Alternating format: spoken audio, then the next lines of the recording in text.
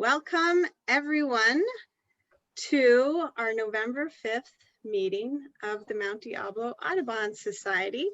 I am your Vice President and Program Chair, and we have a very exciting lineup for you this evening. We're going to be hearing from Lynn Schofield about wildfire and birds. And just a reminder, if you are new to Zoom, you have some options for your viewing. If you go to the top right, you can change it to full screen. You could also change it between panelist view or speaker view. We are going to have the videos on for our speakers, but there probably won't be too many people at the same time.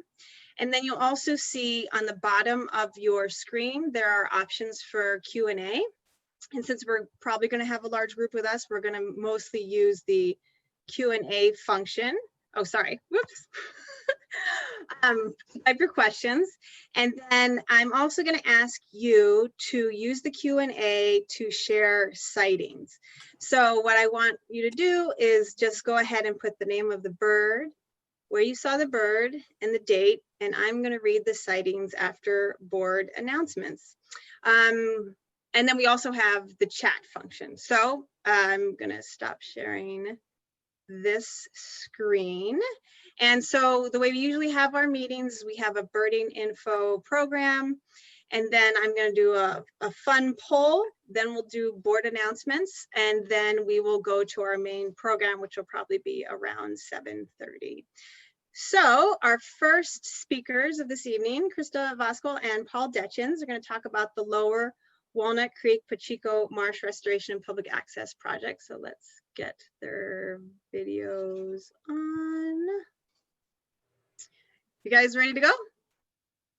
Okay, I'm going to turn off my video and turn it over to you.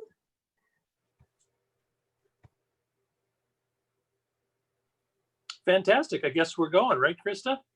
That's right. All right. So Krista and I are super happy to present to you today.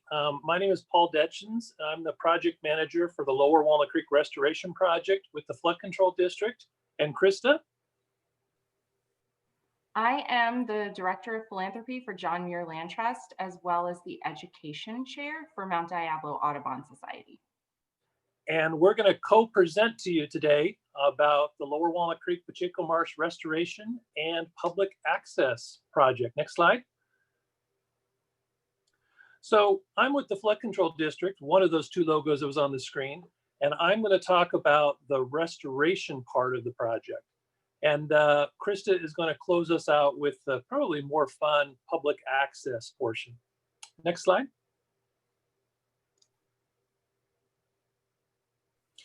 So this is Pacheco Marsh and the Lower Walnut Creek Restoration. It's really the largest locally sponsored project the Flood Control District has ever done. And it's on the largest part of the largest creek, Walnut Creek, the creek, not the city, in our county. And because we're really creative people, we broke our project up into 4 reaches, called the North, Middle, and South, and Pacheco Reach. And those are the colored blobs you see on the screen. The blue is otherwise known as Pacheco Marsh, which is another name that the Land Trust has. So when our title says Lower Walnut Creek Restoration, it's all 4 of these areas. And when Krista talks about Pacheco Marsh Restoration, it's just this North Reach, it's the blue one. Same project, 2 different names. So the area that we're talking about is tidally influenced, but the historic floodplains here have been diked off from the creek since the early 1960s. And so our agency is moving forward with implementation of the North Reach, the South Reach, and the Pacheco Reach. And like I said, the blue reach at the top is otherwise known as Pacheco Marsh. So just to give you an idea where we are, City of Martinez is located on the left side of the image here. The big white line going up is Highway 680, and that's the Martinez-Benicia Bridge. And just east of that is Peyton Marsh, and just south of Peyton Marsh is McNabney Marsh. It's right underneath where it says Pacheco and Pacheco Reach. If you go farther to the east, that's our project, Pacheco Marsh and Lower Walnut Creek. And then you have the creek itself, the refinery that used to be called Tesoro, now it's Marathon. And then beyond that is Point Edith Marsh. Next slide, Krista, please. So why are we doing this project? We're really doing this to restore and enhance habitat in Lower Walnut Creek and to provide sustainable flood management. Flood management's in our name, but also for allowing opportunities for public access and recreation. Next slide. So we're doing it for critters like this. And this, of course, is the world's cutest mammal, the salt marsh harvest mouse. Next slide. But we're also doing it for birds like this. You all recognize this, I'm sure, as a Ridgway's rail, or used to be called a California clapper rail. Next slide. One of the primary reasons we're doing it is for this little critter right here, black rails. We haven't had any Ridgways on our site, but we have a number of nesting black rails that are in the marsh directly around our project. And we're really excited to bring that type of habitat into our project and make good habitat for black rails. And so a lot of the protection measures we're doing and a lot of the things that are limiting and guiding how we do our construction are focused around protection of the mouse and protection of the black rail. But we're also doing it for other types of critters. Next slide, please.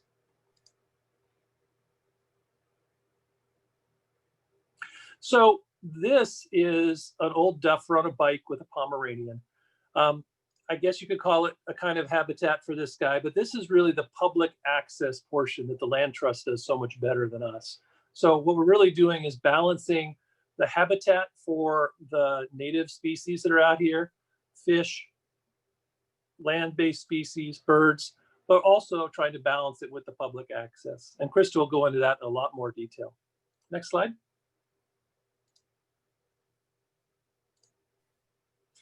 So this is a kind of a zoomed out view of our entire project. And we're showing the North Reach kind of in the middle, and on the right is the South Reach. And just for these areas, we're restoring and enhancing over 300 acres of habitat. About 200 acres of that is restored and enhanced tidal wetlands, and that's what you see in green.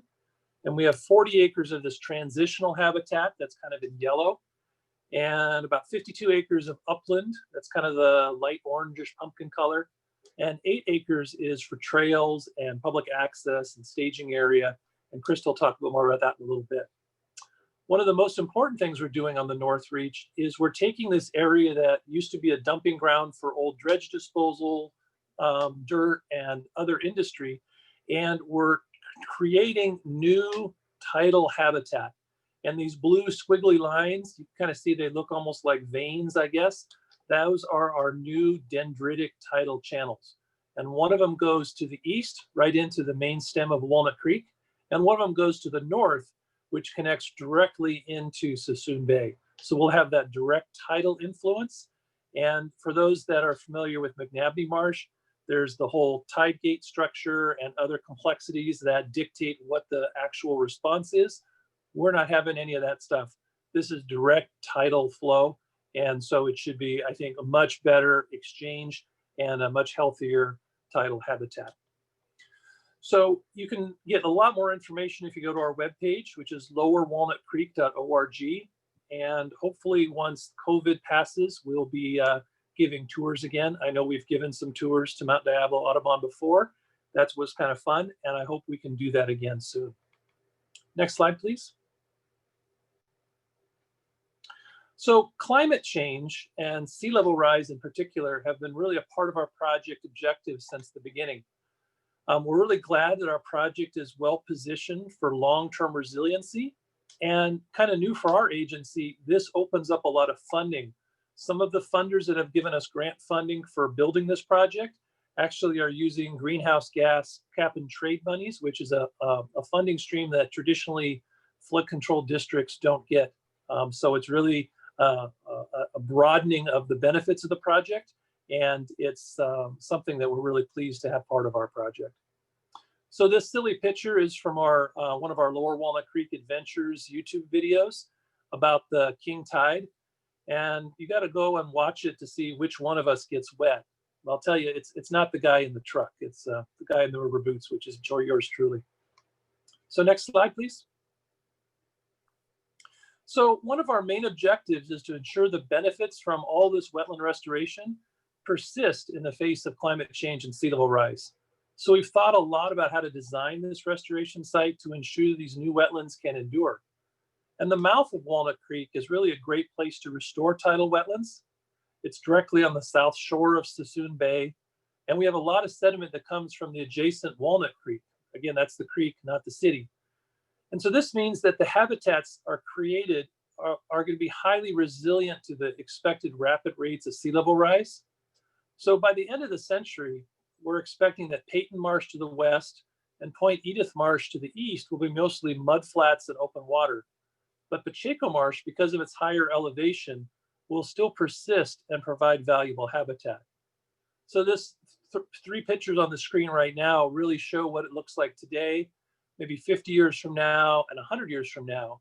And what you can see is the areas that are transitional or uplands, those are the kind of the yellow and brown colors, those will become more and more green. And it basically shows that we've designed our project to allow those wetlands to migrate upslope as we have more and more pressures from sea level rise. So our goal is really to provide great habitat now and make sure that great habitat and that investment in that habitat persists long into the future. So next slide, Krista, please. So this kind of brings us full circle. And I really want to talk about the connections between the Flood Control District, my agency, and John Muir Land Trust, which is Krista. And I don't know, really, our project is dependent on John Muir Land Trust to be the long-term steward of Pacheco Marsh and to add all that public fun stuff. And the Land Trust project is dependent on the completion of our restoration work. We've really been partners together since we purchased the Pacheco Marsh property together at a tax default sale in 2003, if you can believe it. It takes a long time to get these projects ready for construction. And so really, it's a good partnership, and it's a good partnership for the public good. So with that, I'll turn you over to Krista to talk about the public access parts. Thanks so much, Paul. Really appreciate that. And Paul's a great person to work with. If you don't know him, I hope you get to. Again, yeah, so I'm Krista Vossekuil, and I'm Director of Philanthropy for John Muir Land Trust, as well as Education Chair for Mount Diablo Audubon Society. I've been working really closely with the teams involved on this project, and it is massive. You can tell Paul really laid out the scope of it. So I'll be focusing on the public access piece, and specifically at Pacheco Marsh, which is also known as the North Reach. So just in case you're unfamiliar, John Muir Land Trust is a nonprofit land conservation organization serving the East Bay counties of Contra Costa and Alameda. We purchase and protect land in perpetuity. We currently carefully steward over 3,500 acres of open space in the East Bay, and many of our 17 properties are open for recreational opportunities, including horse riding, cycling, hiking, and bird watching. So we hope that you get out and enjoy our land. So where we work, this is, I hope you can see my cursor here. Everything kind of to the left of this swish is our service area. We were founded in Martinez, so a lot of land's protected here, and then swinging down to the south into La Mirinda, and back up to the shoreline right here, where you will find Pacheco Marsh.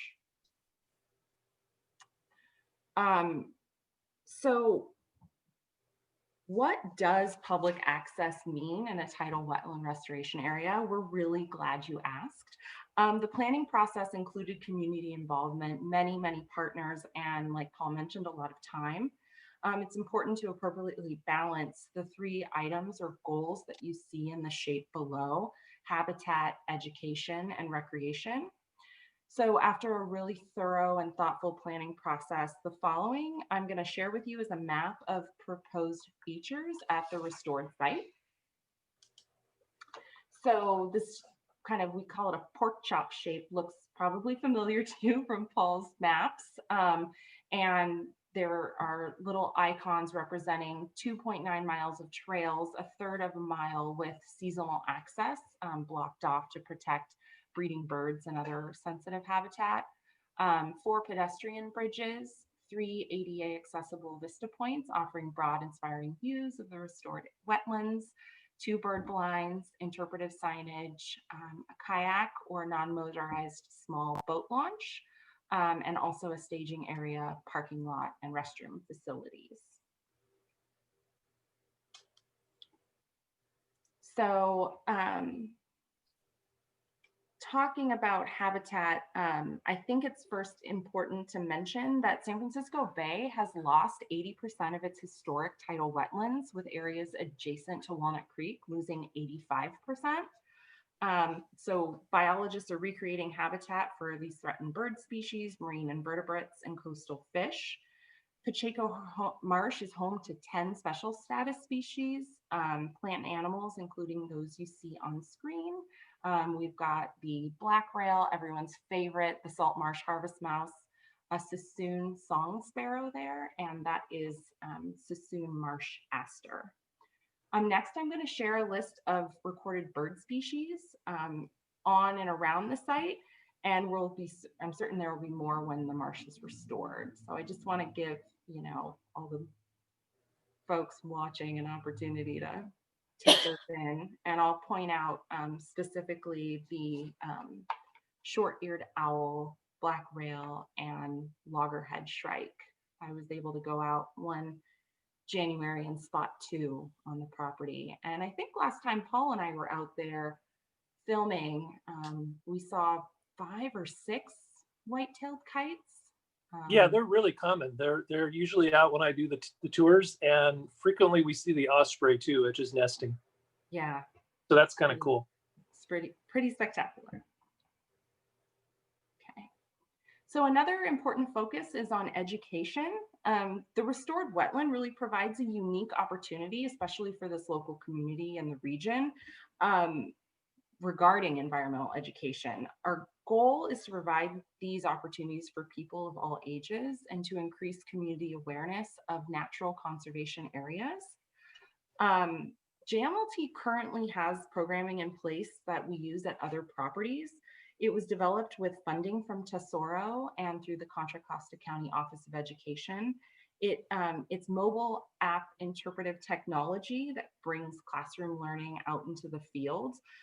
It's called Visit, spelled V-I-Z-Z-I-T, and I could probably do an entire presentation on it, but instead I'll just refer you to our website. So we have some programming that we can easily adapt to this site, but we'll also have really meaningful and interesting interpretive signage throughout, volunteer and docent opportunities, and also workshops.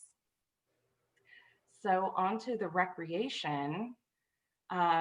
We just love him. Everybody wants to be as happy as this guy and his Pomeranian wearing doggles. And JMLT is working hard along with the support of our donors to make that happen. Is that what they're called? Are they called doggles? They are. That's my new word for the day. That's awesome. It's a portmanteau of dog and goggles. Doggles. Of course, it makes total sense. We have secured more than $2 million toward amenities, but we still have a gap to close. But right now I'm just going to take you through this so you can kind of picture the vision for this site. So we've got, again, 2.9 miles of trails, many of them ADA accessible, with opportunities for their multi-use, so cycling as well as walking and hiking, including boardwalks, puncheons, and bridges, giving really broad views and really great wildlife viewing opportunities. We've planned for that water access through non-motorized small boat launch, and hopefully, those who use the SF Bay Water Trail can connect. And this is kind of my favorite. So this is a photo by a really talented photographer named Adam Wiedenbach. And I went out there with him at dawn, as well as our open space ranger, to get that morning light and these gorgeous photos of the property. So this is a view from where we would place the East Side Center Bridge and bird blind, looking south-southeast, so away from the water and toward Mount Diablo. And next, you're going to see a visual simulation produced by Paul and his team. So thanks so much for this. And that is our hope for the site. So you can see folks out there walking and cycling along the trails. There's taking photographs, bringing family out, interpretive signage, and this just being a really rich and verdant habitat for the public to enjoy. So I'm just going to go back. And here's how it will be. So just some additional photos of the site as it is now. This is out looking toward the water, kind of due north, Paul, or is that kind of northwest? What would you say? No, that's pretty much due north. Yeah. But that's Sassoon Bay right there. So, I mean, we're right at the shoreline, which is a very unique part. You can get to the shoreline in Martinez at the marina, and you can get there in Bay Point, but really nowhere in between, right? Unless you have a boat. So this provides some really unique opportunities for this region. Absolutely, especially educational opportunities for school-age children. And our partnership with the County Office of Education is really strong. So we look forward to coming together on that. This is a view kind of from the entrance gate out toward the Benicia Bridge. So I think this is more northeast, but it kind of gives you a view of how expansive the property is. And then this is my favorite picture. It's just so dreamy of the channel. So it's not changing pictures for me. I still see the ship in the Sassoon Bay. Oh. It's changing for me. I saw the next one. Okay. Now it's changing. Great. All right. Well, that was the last one except for this. And I would encourage anybody who has questions, you can reach out to me or to Paul. We're usually always available and happy to answer. So thank you so much. Did you want to take any questions? Should we see if anyone has any questions? They can put it in the Q&A or in the chat. Sure. We're always up for questions. Time. Okay. Let's see. I see a good job. Good job, Paul and Krista from Rosalie. And Rosalie's been out to the site. One of my favorite pictures is when she was out on one of my tours. And I have my board and I'm pointing at something super important. And literally everyone else on the tour has their binoculars up, probably led by Rosalie, looking the opposite direction. And that's one of my favorite pictures, just because it's like they got their priorities right. They're looking at birds, not listening to the tour guide. Okay, so I'm going to try this. I'm going to allow Heather to talk. Let's see if this will work. Okay, Heather, go ahead. Hi, everyone. It's so awesome to see this project come to fruition. Thank you, Flood Control District and John Muir Land Trust. You guys are awesome.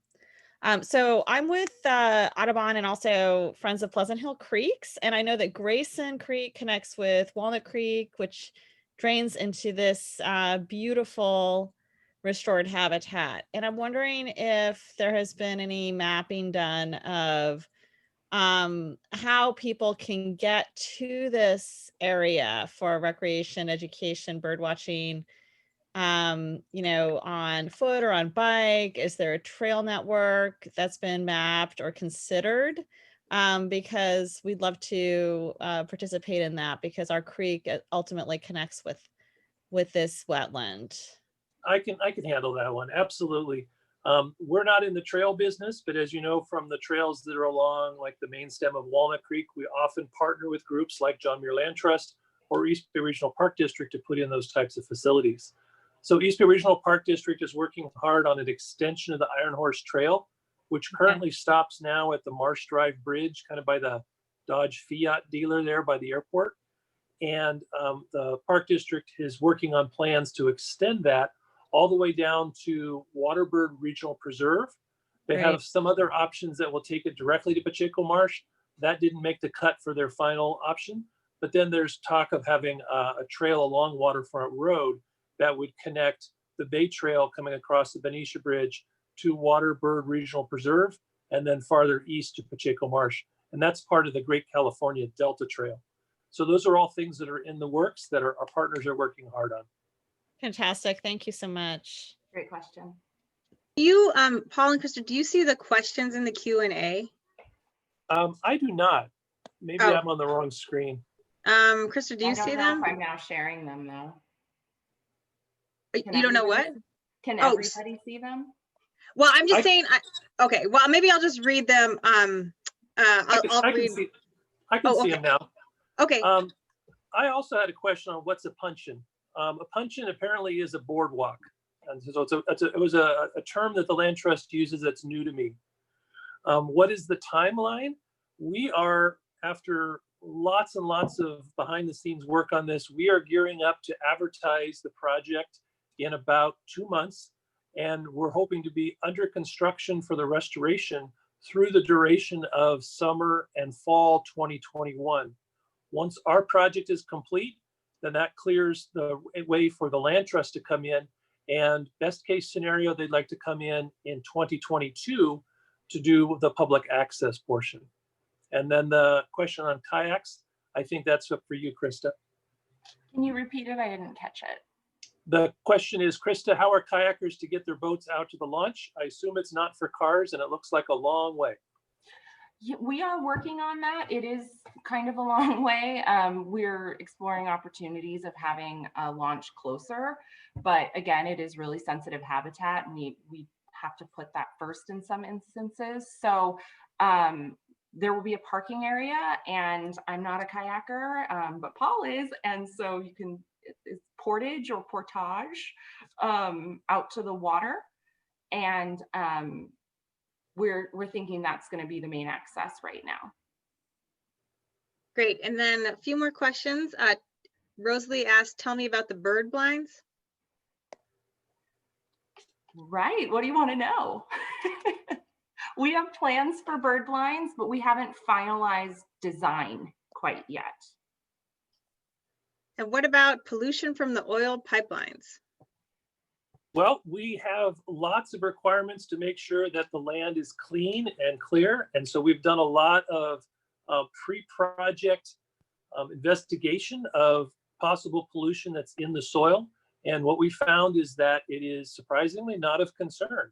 We do have noticeable or detectable amounts of various elements, but nothing that would be considered polluted or anything of health concern.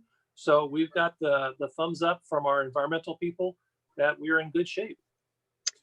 Great. I noticed land owned by the State Lands Commission and the City of Martinez. Can these be connected, or are they part of the planning? Wow, that's an excellent question, Alan. It feels like you just tossed that one in there at my request.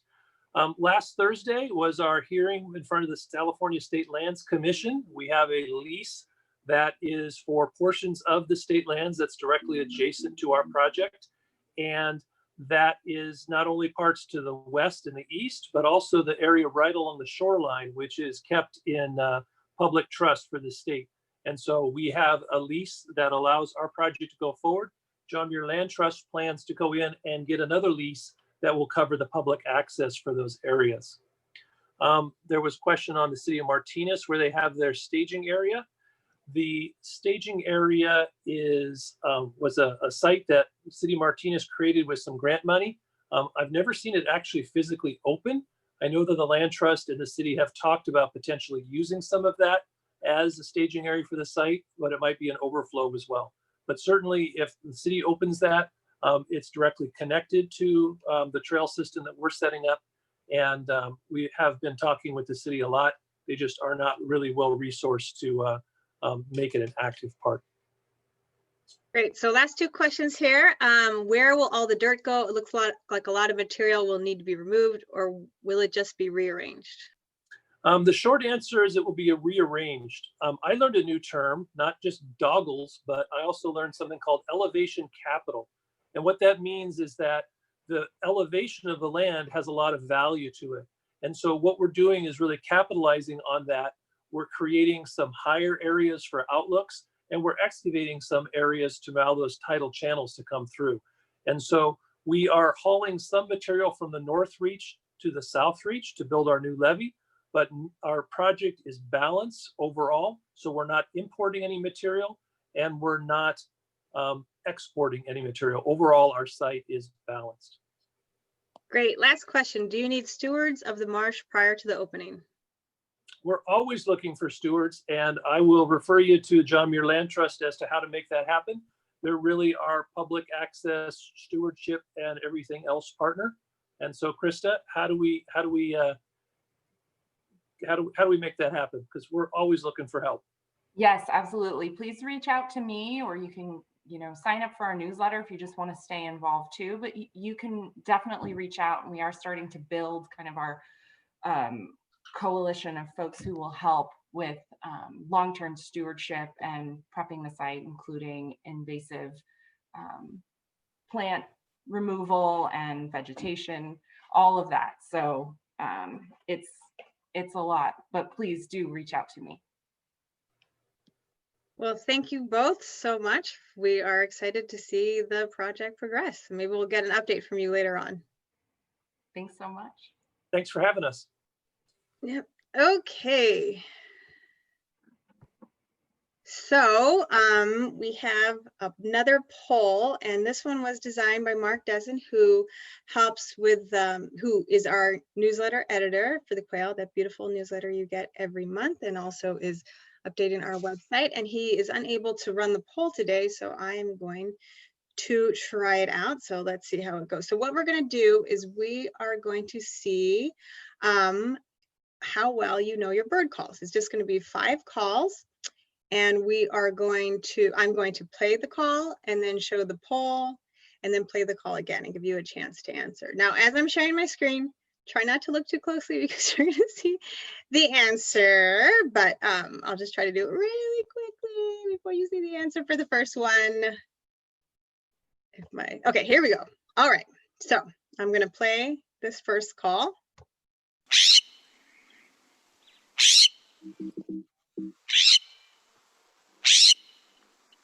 Oh no, sorry. I already messed up. It might not work. I'm sorry, Mark. I think it has to be one of us doing the poll and one of us doing the share screen. So sorry about that. We're going to do that in December when we have 2 people running it. Okay, sorry. Moving on, we are now going to do board announcements. So we will start with Jerry, our president. Let's see, Jerry, if you can turn on your video.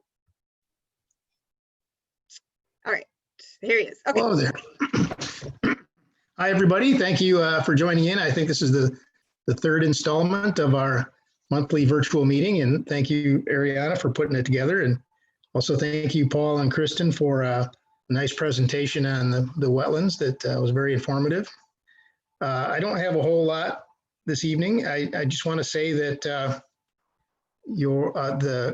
the Christmas count, which is coming up about a month from now, on the 16th for the East County and the 19th of December for the Central County, is still being planned to go ahead.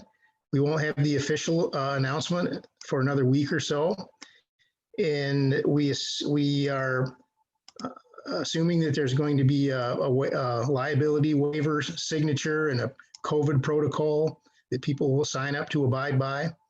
But with all that said, I think there's still some opportunities, plenty of opportunities actually, for people to participate. And so I would love to hear from some of you out there in the audience. If you want to participate in our CBCs, to give me an email, president@mountdiabloaudubon.org, or you can find my email on the website, or you can email any of the other board members and it'll get back to me.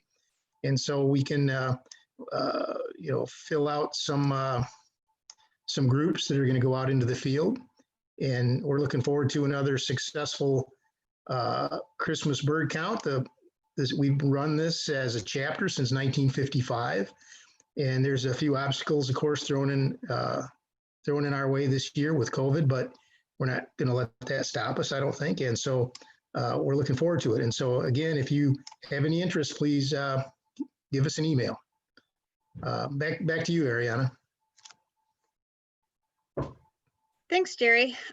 Georgette, could you, let's see, I can get you to start your video.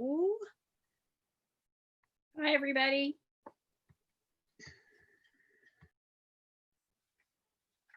We can hear you, Georgette. Go ahead. Okay, all right, thanks. Well, hi, everyone. It's great to be here. And I'm Georgette Howington with the California Bluebird Recovery Program. Thanks to Jerry and Ariana for giving me a few minutes. First, I'd like to let you know that the Nestbox monitors did a valiant job keeping up with their trails in 2020. However, some like myself were not able to monitor because we were locked out of our trails, but I'm sure the birds went ahead without us. Dick Blaine, who's our program director, is working very hard to revitalize the California Bluebird Recovery Program, and we have a new website. We're making some positive moves to expand, plus we have some exciting projects that I can update you on later on.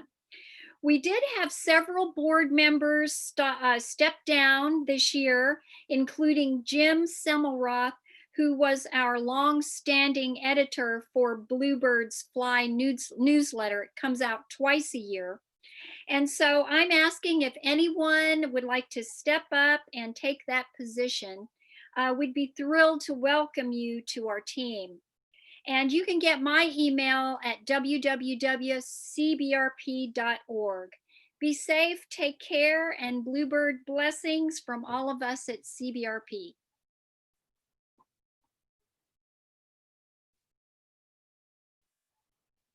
Thanks, Georgette. Okay, so I'm going to turn off your video. All right.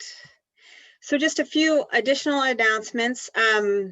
We last month let you all know that we were revising our bylaws and that we were sending the revisions out for members to vote on the revised bylaws. So we sent that out and we got lots of input, which we really appreciated. We had 116 members voting, all yes, and we needed 50. So we are now able to officially accept the new version of the bylaws. So thank you for responding to the email. And then with COVID and the numbers increasing, just we are not able to offer field trips right now, and we will let you know if that changes. Okay, so we only have one sighting in the Q&A. So it's from Hugh Harvey, who lets us know that over the last week at various times, we have had in Heather Farms the following: western meadowlark, a bufflehead, a male wood duck, and a common gallinule. There have also been a cackling goose with several hundred Canada geese. Very cool. Thanks, Hugh, for sharing. All right, so let me see.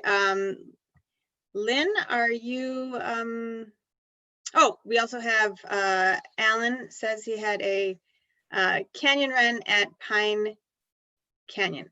So I'm gonna do a little intro for you, Lynn, but I just wanted to make sure that you're, okay, looks like you're ready. Okay, Yep, so ready to go.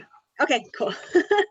Okay, great. So we're really excited to welcome Lynn Schofield, who is a biologist for the Institute of Bird Populations. She's going to be talking about something that is super relevant to us now after we've had a very dry October and dealt with wildfires that just seem to be getting worse every year. Her research covers a diversity of topics, including bird migration, forest fire ecology, and wetland conservation. She's one of the core members of the Cal Falcon social media project and a frequent trip leader for the Bay Area chapter of the Feminist Bird Club, which is really cool. I love the Feminist Bird Club. I've done one trip and I've done some of the meetings, so I'm very excited that you're involved with that. And she's also a longtime volunteer for the Golden Gate Raptor Observatory. So welcome, Lynn. Let's see. Can you get your video on, or do I need to request? I think you need to request it. Okay. All right, there we go. Hi. Yeah, thanks for inviting me and thanks for the introduction. And I enjoyed hearing about the wetland restoration project. But yeah, so I guess I'll go ahead and get into forest fire ecology a little bit. If that sounds good to everybody. Let me get my screen shared.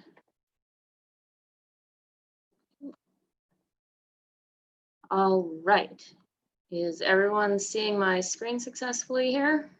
Yes, just waiting for it to go full screen or presentation. Yeah. All right, there we go. Perfect.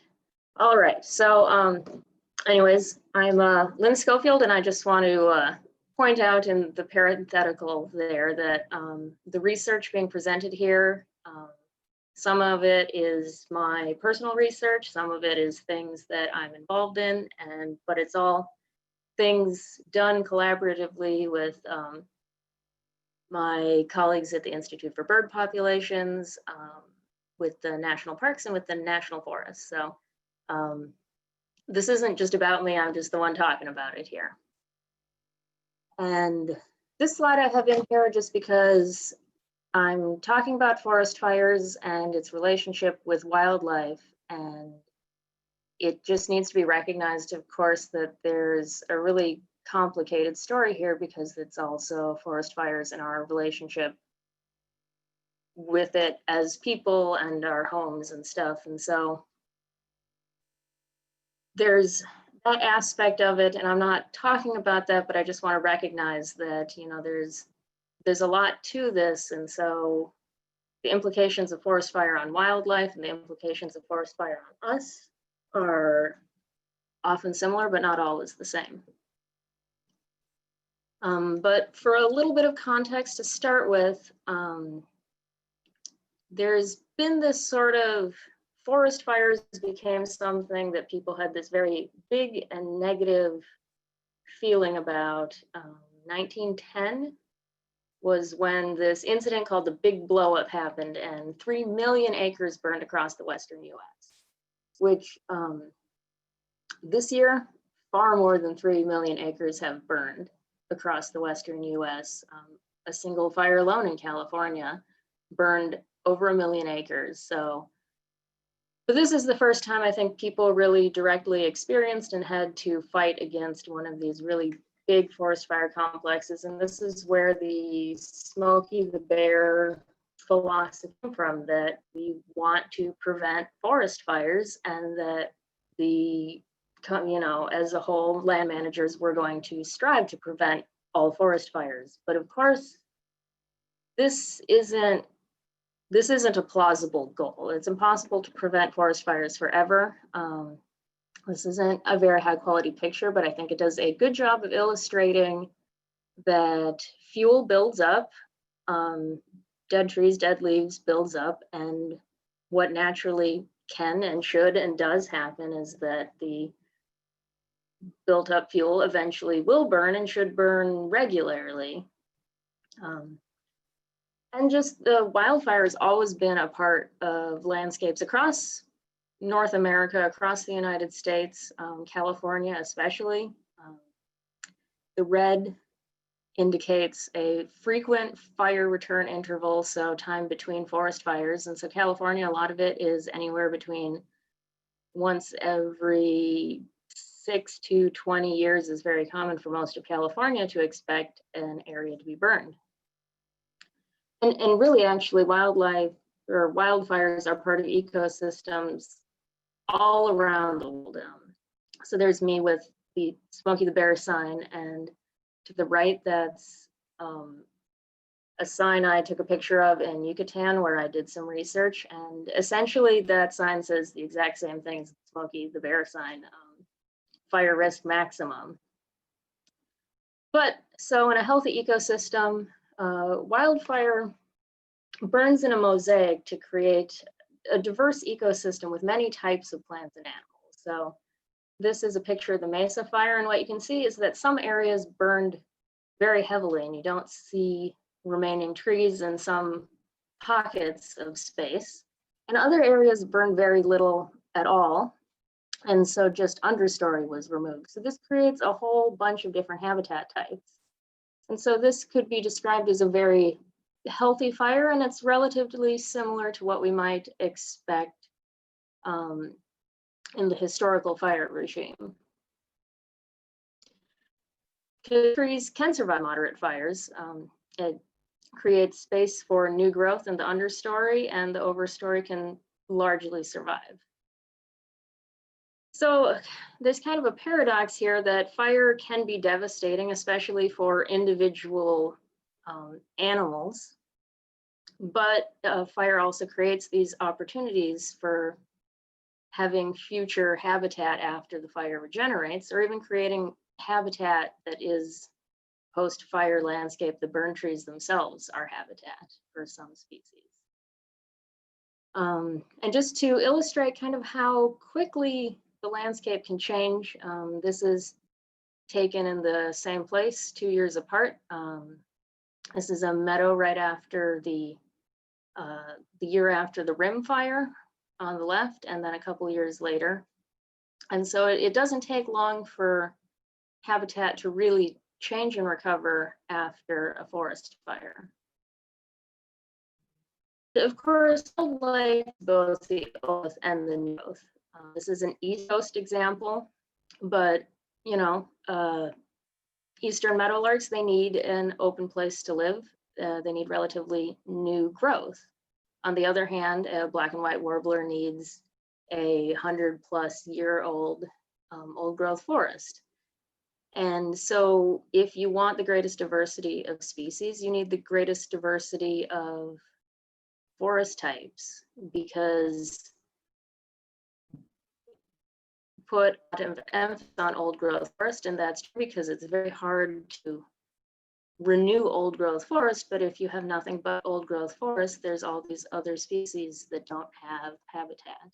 And many organisms around the world just completely rely on fire. These are kind of two examples that I'm not going to get into in depth, but on the left is a gopher tortoise that lives in the yellow pine forests in southern US, and on the right is black kites in Australia, which congregate around fires to get easy prey, and actually have been documented starting fires themselves by moving around burning sticks. But this is a California Audubon Society, so we're going to focus in a little bit on California, and there are plenty of Californian species that rely on fire. Morel mushrooms, if you're a mushroom hunter, as you know, old fire areas are the very best place to find them. Sequoias, the heat from fires helps open cones and create germination events. And then black-backed woodpeckers, which I'll be talking about more, their primary habitat type is post-forest fire landscapes.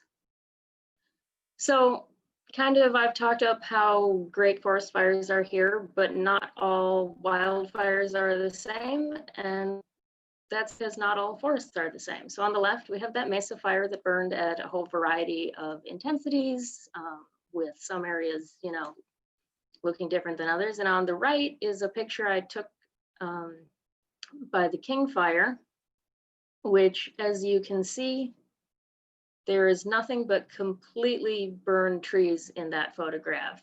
There's areas of tens of miles where everything burned, high severity, with almost total mortality for all the trees and vegetation. And so not all forests are the same just because of where they are, how they look, but not all forests are managed the same way. So in places where the fire is suppressed, trees tend to grow very densely. All the trees end up becoming sensitive to the fire at a similar time if they're a similar age. And so when a fire burns, it burns everything. Forests managed in other ways can be better withstanding of these fires. And it's worth noting that, you know, the forest management pre-European settlement, we should remember that the forests were managed actively using controlled fires by the native people in the region. So forest management is part of the natural landscape for many, many thousands of years. And so not only are forests the same and forests are the same, but we don't treat the forest the same after they burn. This is two pictures I took near the rim fire. One is on the portion of the rim fire managed by the National Forest, and the other is a portion of the rim fire managed. Actually don't know who is managing that one, but the point is, depending on the area, depending on the priorities, some places will be allowed to regrow, other places will be undergo salvage logging, where any standing but dead trees with still quality wood are heavily logged, but this creates a very different dynamic too after a forest fire. So I'm talking a lot about how management affects forest fires, but even more importantly, it's climate change that's really, really creating the biggest differences right now for forest fires. Fires are becoming bigger because the landscape is becoming drier. The fires are becoming more intense, and the fires are becoming more frequent. And so some of you might have already seen this graph from CAL FIRE, and I could only find the slightly old version. So I added that arrow to sort of give an idea where that graph should be now. But of the 20 biggest fires in California's history, that's five of them burned just this year. That's incredible. That is unprecedented. And so, so the fires are bigger and more intense, as we know, and then also more frequent, which can cause some weird effects on the landscape. These photos were taken at the exact same spot, a couple years apart, where after the first forest fire, the Chips fire, there's a lot of tree mortality, but there's, you know, some surviving oaks you can see and some regrowth happening. And then after the Story fire comes through, there's very, very little left, and a lot of the seed bank and the soil is gone. And then these large homogeneous fires create a feedback loop. Trees of the same, if a huge homogeneous fire burns through and kills a huge portion of the forest, it means new growth will be coming up at the same time. And that means about 100 years later, all the trees will get to be an age where they're susceptible to forest fires. And so we are entering a feedback loop because so many of these very large fires are creating these very big areas where all the trees have been lost. And it's notable that pretty much all of California was logged about 100 years ago. And so that might have been a big start to this feedback loop. So anyways, this is kind of our context. Fires are getting bigger, fires are getting more frequent, fires are getting more intense. But there's a lot of wildlife that relies on forest fires. So how is wildlife responding to this changing fire regime? Is more fire good for the animals that are adapted to live in fire? So for my first case study, I have the blackback woodpecker to talk about. And they are a fire specialist. Their favorite habitat is post-forest fire. And as just a little bit of blackback woodpecker background, I'm assuming you guys have a little bit of knowledge of these species since this is an Audubon society, but I'll make sure to, you know, give at least the little bit of background. So mostly the blackback woodpecker is a boreal species, but their range does extend down into the California Sierra Nevada, where they're especially attracted to post-fire areas. And that is because the burn trees are a perfect place to build a nest. There's a blackback busily building its nest. And the burn trees are a perfect place for raising your chicks because those cavities are incredibly safe. And for the adults, they can keep an eye on those cavities from a distance since the area is very open. And then perhaps most importantly, the burn trees are the place that they find their primary food sources. And I just wanted these illustrations of the primary blackback woodpecker food species done by Lauren Helton, an incredible artist. And the thing about blackback woodpecker, their primary food is that they're designed themselves to look for fires.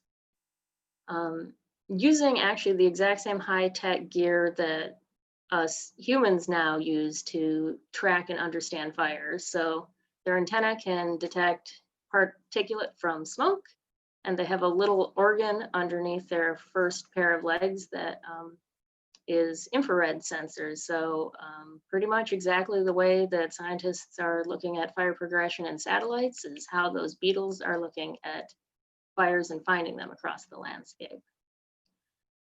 So we're having more and bigger fires than ever. It's bad news for humans.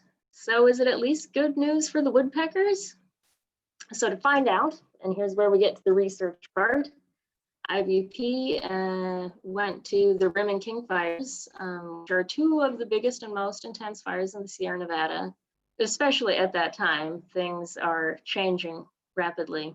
But we went to do these two fires to find out. And so just as a little bit of a back of the envelope calculation here, there's a lot of words in this slide, but I'll just break it down. The Rim fire and the King fire, between them, burned about 350,000 acres. So black-backed woodpeckers, we've done a lot of research with them. We know how big of a territory they usually need, and 225 acres is pretty average. So in theory, you could have over 1,500 black-backed woodpeckers in these two fires. And we worked with the Forest Service and Park Service to very completely survey these two areas for black-backed woodpeckers, and we found 19 total, which this is incredibly low, way lower than any of us really expected. So why so few woodpeckers? And so to answer that question, we decided to go some of the fires that do have lots of black-backed woodpeckers. And so this is kind of a small area of Northern California that we did black-backed woodpecker studies in. And we used radio telemetry to track 41 adult woodpeckers and 27 fledgling woodpeckers after they left the nest to see what they liked in the fire and what characteristics of a forest fire were important to them. And so just I wanted to point out the brave field tech there. That is how you have to climb up to get to a black-backed woodpecker cavity, is on the ladder carefully set up on the ropes, because of course you can't put a ladder against a dead tree. And so just as quick background, our wonderful field techs, which I was among at the time that this was being worked on, what they're doing is tracking the woodpeckers using radio telemetry. And pretty much the short story is that the woodpeckers have a small radio transmitter attached to them, and all it does is beep on a single frequency. The field tech carries around an antenna and a receiver and pretty much tunes into the frequency the woodpecker is on and listens for that beep. And it's like a very difficult game of hot and cold, where the beep gets louder, you're getting hotter. The beep gets quieter, you're getting colder. And so here's what we found is, so if you look at these two maps, the yellow is areas that were burned, heavily burned, near 100% canopy cover loss. And the green areas were areas that were essentially unburned. And what we found is that the adults are spending almost all of their time in the areas that were heavily burned. But the fledglings are spending their time in areas that are unburned. And why is that? And it's because young woodpeckers aren't hunting for themselves yet. And they're not good at avoiding predators either. So the job of a young woodpecker is to find a safe place to hide while their parents look for food. So the young woodpeckers are pretty much just hiding out, waiting for their parents to visit them in the first several weeks of their life. And it's just safer in forest. If the young woodpeckers spend time outside of the green forest, they are very easy targets for predators. So here's my word of the day to go along with doggles. Pyrodiversity. Pyrodiversity means a landscape that has burned with a variety of different intensities. So it creates a diverse landscape with different habitat characteristics after a fire. And so this pyrodiversity turns out to be key for the black-backed woodpeckers. They can't live in an area that is just burned forest with no surviving canopy cover. And they also can't live in an area if there isn't some areas of stands of dead trees for them to forage in. So then to kind of expand on our understanding here, we studied beetles, aka woodpecker food, at some of these fires that we're studying with woodpeckers and fires all across California. And just like the woodpeckers, beetles were plentiful at most of these fires, but actually, weirdly, we're missing at the Rim and King fires. The numbers were much lower at those two fires. And so this is illustrating the forest on the left there is a site that has both beetles and black-backed woodpeckers. And so all that area where the bark is sloughed off is places where a combination of beetles and woodpeckers looking for beetles have created that pattern. Whereas on the right, that's a picture I took in the King fire, and there were not a lot of beetles at all in that area. I think the reason for this is because the Rim and King fires for the Sierra Nevada are relatively late fires in terms of ignition date. And the fires actually burned after the beetles' typical breeding season in the Sierra Nevada. So beetles were not able to colonize that area right away. And because the beetles are looking for fire through infrared and smoke, so they're trying to colonize the fire as the fire is burning. If they do not arrive there when the fire is happening, it takes them a much longer time to end up dispersing into these fire areas. So beetle number stays low. So the woodpeckers, they want to move into new fires right away, and they'll skip over the fires that don't have food yet. So our question being, is a new fire regime good news for a fire specialist? And the answer is no, not if the system is out of balance. Although fire area is great for woodpeckers, the fires are currently too homogeneous and are burning too late for black-backed woodpeckers lately, at least these very large mega fires like the King fire and like the Rim fire. And some of these new fires we're going to be doing research at as well and see if we continue to find similar patterns. But evidence shows we very likely will. And now, for the other side of the coin, what about those species we don't think of being as specialized for wildlife that live in California's Sierra Nevada?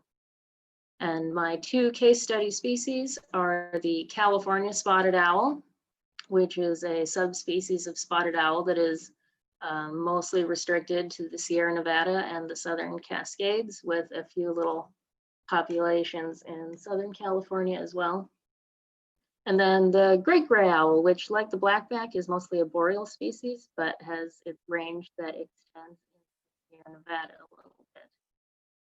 So each of these species we do not consider to be a forest fire specialist in any way. They're mostly old growth forest associated, but we need to remember that they did evolve in California where frequent forest fires are the norm. And so they have a relationship with forest fire just like the black-backed woodpecker does. It's just how that relationship is very different. So anyway, spotted owls live in mature forests with high canopy cover. And the dense forest is perfect for them because it provides a safe and cool environment with spotted owls, which are somewhat prone to overheating. And the large trees provide cavities that are safe for them to nest. And their primary food source is wood rats and flying squirrels, which are, old growth forest associated species. Great gray owls, on the other hand, they live in wet montane meadows surrounded by dense forest. The meadow part provides a great place for hunting and looking for their favorite food sources, which are voles and gophers. And then the surrounding forest provides the places to nest and roost, just like the spotted owls. So what happens when owl habitat burns? And this is a big ongoing debate right now in the owl nerd world, is is it better to thin and closely manage places with owls to prevent larger fires that would create greater problems, or is it better to just minimize disturbance at the risk of potentially a large fire moving through and causing extirpations of individuals? So we went back to the rim fire and surround area to search for owls and look into this question: is what's the relationship between the owls and the forest fire? And as you can see, we did indeed find some owls. And we actually found a lot of owls in the forest fire area. The photo on the left is mine, and the right, I just want to do a shout out to Paul Bannock, the super talented photographer who's provided the spotted owl photographs that I am using for this. Just amazing work. But as you can see, both these birds are happily perched on dead trees in an area of highly burned forest. And the thing is, we actually found just as many spotted owls after the rim fire as had been found before the rim fire. So that map there, what we have is the perimeter of the rim fire, and I did my research here in Yosemite National Park specifically. But you can see that the number of fires that were there, or the number of territories that were there prior to the rim fire in green, is actually the same as the number of territories that were there after the rim fire. And great gray owls, similarly, they were just as likely to be in habitat that was inside of the fire as habitat outside of the fire after the fire had burned.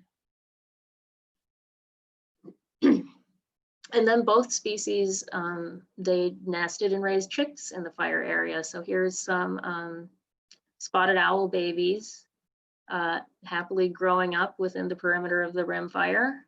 And here's some great gray owl babies happily growing up within the perimeter of the rim fire. So owls survived the fire. Blackback woodpeckers didn't necessarily do as well as we expected, but owls are there. Is it time to celebrate?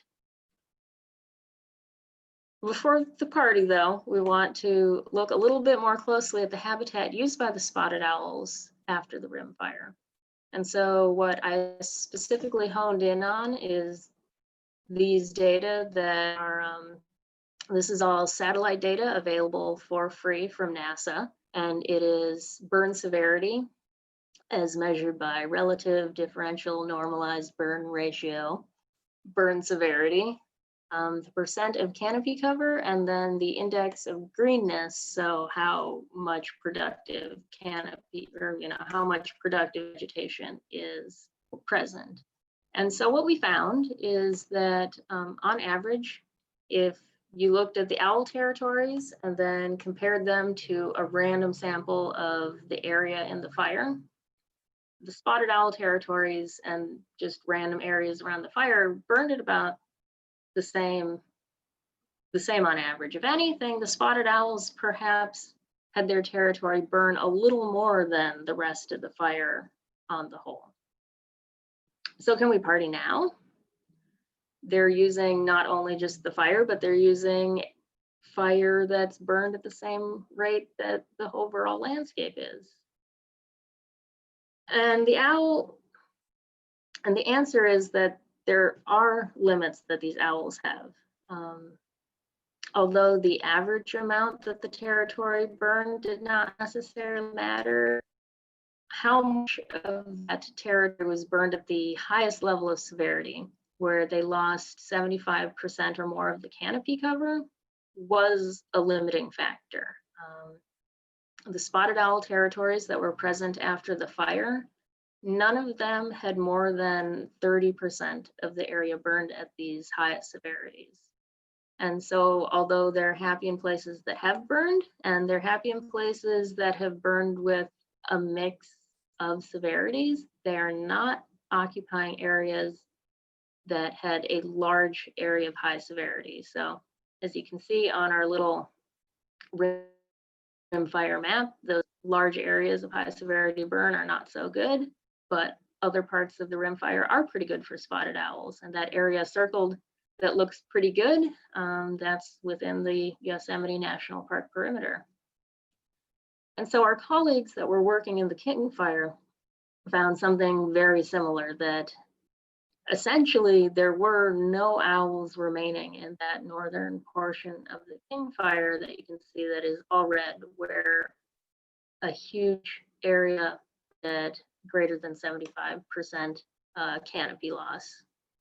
And so the probability that an area would be occupied with that high severity dropped enormously, and the chance of owls being lost from those areas went up enormously as well. So is this all about pyrodiversity again then? So same with the woodpeckers, the owls are fine living within these forest fire areas, but areas where there isn't pyrodiversity, that there isn't a mix of forest fire types, the owls are not able to thrive in. And then another interesting detail we learned is that regardless of how much of the territory burned, they stuck to those areas that had high quality habitat before the fire took place. And this wasn't a holdover that places that were high quality before the fire took place continued to have high canopy cover afterwards. It is that they were using places with high canopy cover afterwards, no matter what happened later. So that that implies that not only does the characteristics of the fire matter, but the characteristics of what the forest was like prior to the fire changes how the fire is affecting the landscape for the spotted owls.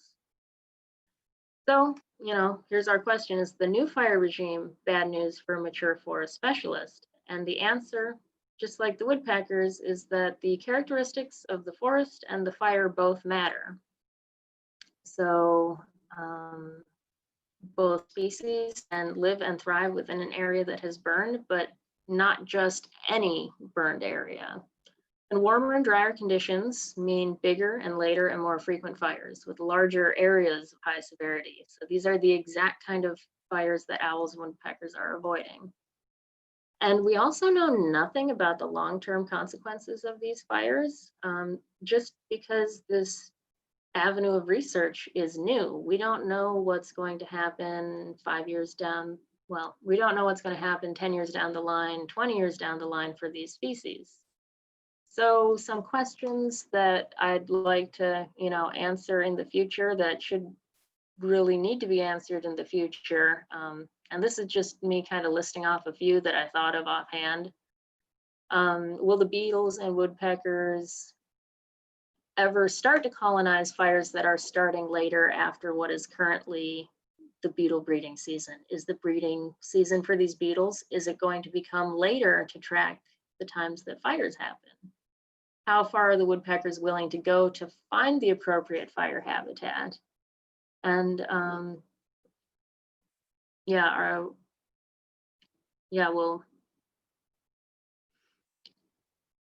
so will beetles start changing their annual cycle? That's the first one. I guess will beetles start changing their annual cycle?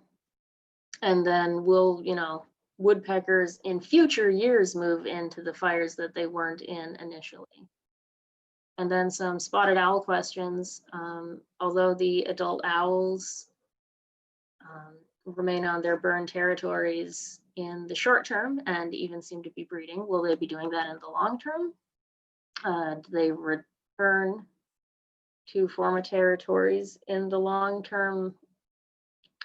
How well do baby owls do after they leave the nest in these burned areas? We know the adults are raising young, but we don't know what these babies are doing. And so it could be a phenomenon like with the blackback woodpeckers, where although the forest fire area is working out to be fine for the adult owls, it might not be doing as well for young owls. And will young birds move into recently burned forests? If you think of any more questions that should be answered about these topics, feel free to tell me, because it's always good to hear some ideas. And then just to kind of close this out, I know this is an Audubon Society meeting, but I'm gonna just very briefly talk about a mammal here. You know, and what are the fire effects on other animal communities? And what we see with a study of bats we did is that in areas of a large forest fire, bats, different kinds of bats, colonize different portions of the forest fire. So places that had more fire frequency and fire severity tended to have more of these long-winged bats that have a low call frequency, which is characteristics that are very great for open areas. Whereas places that have had most canopy cover remaining tend to attract mostly these smaller bats with shorter wings and high call frequencies that are adapted for dense canopy cover. So if you want to maximize the bat diversity, once again, you need that pyrodiversity. And perhaps the bat figure, which I believe is also made by Lauren Heldon, our wonderful illustrator at IBP. Anyways, our bat figure there perhaps looks a little bit familiar to that figure of birds and successional forest out east. So you need pyrodiversity, you need areas with all different levels of burn and unburn to create the highest amount of bat biodiversity. So anyways, how can humans help with this changing fire regime and how, you know, just all these problems we're seeing? And so step one is to prevent human-caused wildfires. Human-caused fires are more frequent and often more severe than naturally caused fires because they can happen anywhere and at any time. Natural healthy fires, it is best to have managers let those burn as much as is feasible in the interest of, you know, human safety. And that allows the diverse landscape to that allows for a diverse landscape to generate and prevents fuels from building up. Allow forests to regrow after fires. There's a lot of ecological benefits of fire that happen over time, and so activities like salvage logging can be a problem for the forest to regenerate naturally. And the post-fire logging also has the risk of creating these completely equal age stands more than another area that was left a little more alone. Let's see, yeah, manage to mitigate fire risk in some areas, you know, through the controlled burning, through thinning, that kind of thing. And then at the bottom here, let me fix that, fight climate change. Honestly, that is the biggest thing that is creating this altered fire regime. Management plays a role, but climate change right now is playing a outsized role and is, you know, an incredibly big issue to try to address. So I just want to once again thank everybody who's helped to make this research happen. So thanks, of course, to all my at IB and also the U.S. Forest Service, National Parks, Yosemite Conservancy, University of Connecticut, UC Davis, UCLA, Sierra Foothills Audubon, and of course, tons of field technicians who have done great work collecting all of these data. And if you'd like to read the original papers that I drew on for this, you can visit our website. And yeah, thank you all very much. And I'll open it up to questions.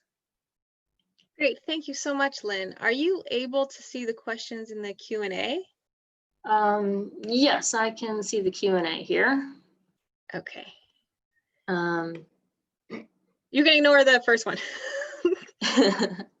Yeah, all right, so I got Lisa Gonzalez is asking, does it seem like there's more willingness to expand prescribed burning in the state? And, you know, my sense is, especially after these most recent fire years, there is a desire to increase prescribed fires. And would say that there's always been a willingness to increase prescribed fires. I think for a long time, people have noticed that that's very positive. The reason we don't see more of it is largely related to money and logistics, in part just because there's millions and millions and millions of acres of Sierra Nevada, and there's just only so many people who can work on these prescribed fires. So I don't think it's a lack of willingness, but I think maybe there's a greater desire to look into this happening now. Maureen asks, will beetles change their annual cycle with climate change and temperature changes? And so my hypothesis would be yes. One of the other things I kind of study is bird migration, and there's a common phenomena known as phenological mismatch that happens, in which insects are relatively quick to evolve to track the resources based on heat and season and the correct conditions. So and then of course the birds are often slower to track those changes that the insects make. So we might see a similar thing where the beetles are eventually going to start changing their breeding season to take advantage of the changing of the timing of these resources. So I fully suspect that that's probably what's going to happen. Whether woodpeckers are going to be themselves and searching out new territories with beetles at the correct time, if that change will happen as quickly, that's hard to say, or if it matters at all, that's hard to say. Let's see, so the next question I have here is, how can the mandate of CAL FIRE and other agencies be changed so that they stop suppressing fires everywhere all the time? And this is sort of this is outside of my realm of expertise, but CAL FIRE does experience a lot of pressure that they have a very high priority to prevent the loss of human habitation and, human habitation, human property, human land, and that's important to do. And it's often at odds with trying to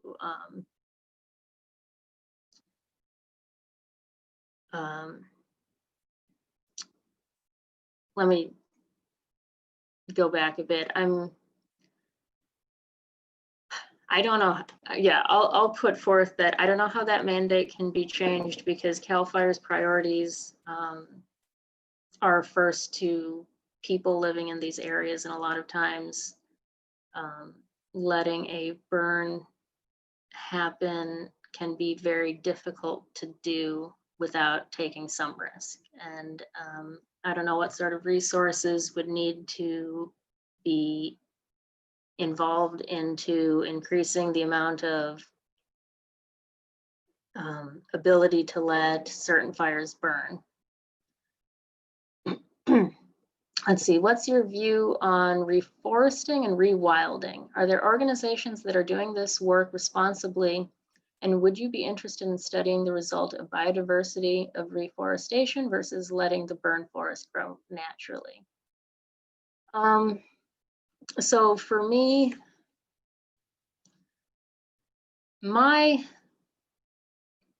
for the most part, letting the burn forest grow naturally is a preferable option most of the time for a few reasons.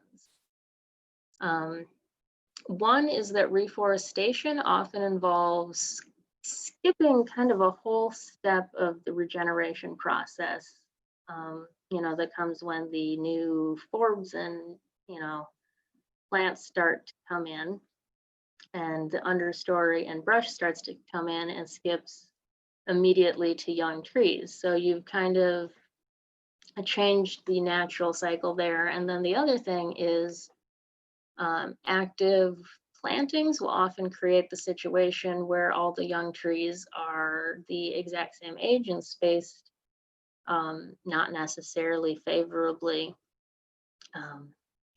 And then I've also actually very recently read a study that they're finding that allowing forests to regrow naturally might actually provide very, very similar benefits in terms of carbon sequestration as active planting.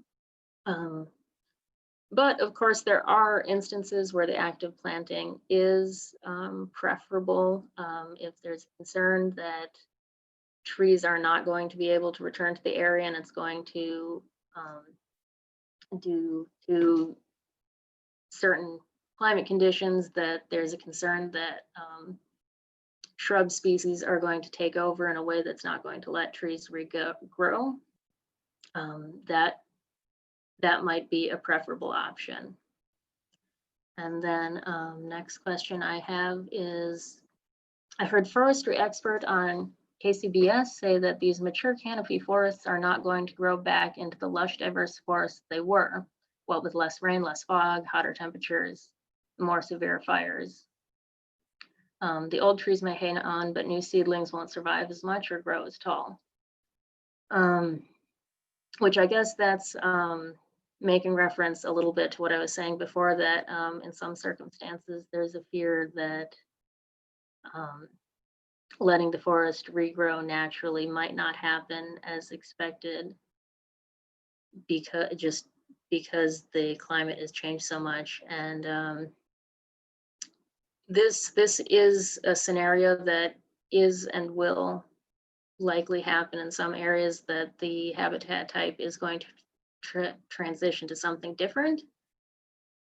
And honestly, I guess it's outside of my area of expertise to try to diagnose what the best way to deal with that is, or even if there is a way to deal with that other than, try to do what we can to keep increasing drying and global warming, keep that at bay. So yeah, so that's the questions I have in the question and answer panel. It looks like perhaps there's some more here in the chat. Yeah, there's one from Alan about salvage logging leases.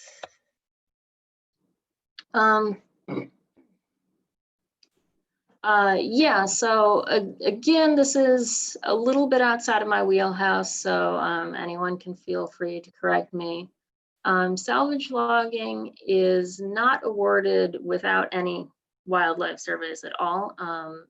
Certain sensitive species are actually surveyed prior to salvage logging occurring. Spotted owl and northern goshawk surveys are typically conducted before decisions are made regarding salvage logging. And then